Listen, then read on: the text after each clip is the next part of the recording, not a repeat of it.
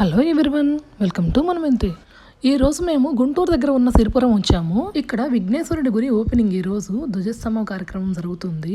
మాకు తెలిసిన వాళ్ళు ఇన్వైట్ చేశారు, సో మేమైతే ఇక్కడికి వచ్చేసాము. ఈ సిరిపురంని సిరి గలిగిన పురం సిరిపురం అంటారంట. నిజంగా అలాగే ఉంది ఈ ఊరు కూడా.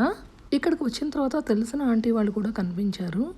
వాళ్ళని కూడా ఇలా కవర్ చేశాను. ధ్వజస్తంభం ప్రతిష్ఠించే ముందు యంత్రాన్ని, చిన్న ధ్వజస్తంభాన్ని ముందు ఆ ధ్వజస్తంభం ప్లేస్లో అయితే పెడతారంట. ఆ యంత్రాన్ని, ధ్వజస్తంభాన్ని తాకి నమస్కారం చేసుకోమని అందరికీ చెప్పారు. దగ్గరగా ఉన్న వాళ్ళు తాకి నమస్కారం అయితే చేసుకుంటున్నారు. ధ్వజస్తంభ కార్యక్రమం అయితే మొదలవుపోతుంది. ధ్వజస్తంభాన్ని తీసుకొస్తున్నారు. చాలా మంది ఆడవాళ్ళు ఇక్కడ ఉండటంతో ఆడవాళ్ళందరినీ పక్కకి పంపించి ధ్వజస్తంభాన్ని తీసుకొస్తున్నారు. ధ్వజస్తంభం ఎటువైపు ఉండాలి ఏంటి అని ఇక్కడ పూజారి గారు అయితే ఇన్స్ట్రక్షన్స్ ఇస్తున్నారు. అక్కడ వాళ్ళందరూ అది ఫాలో అవుతూ ధ్వజస్తంభం అని ఆ ప్లేస్లో అయితే నిలబెడుతున్నారు.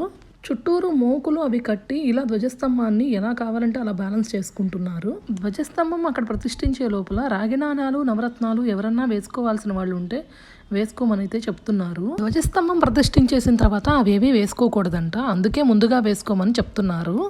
ధ్వజస్తంభాన్ని ఫైనల్గా దాని ప్లేస్లోకి అయితే తీసుకొచ్చేసారు. ఈ ఊర్లో ఈ రోజే గ్రామదేవత గుడి కూడా ఓపెనింగ్ అంట. ఈ ధ్వజస్తంభ కార్యక్రమం అయిన తర్వాత గ్రామదేవతను కూడా చూసి ఇక్కడే భోజనం అయితే చేసాం మేము. తరువాత తెలిసిన వాళ్ళ ఇంటికి అయితే వెళ్ళాము. ఇలా అందరితో కొంచెం సేపు టైం స్పెండ్ చేశాము.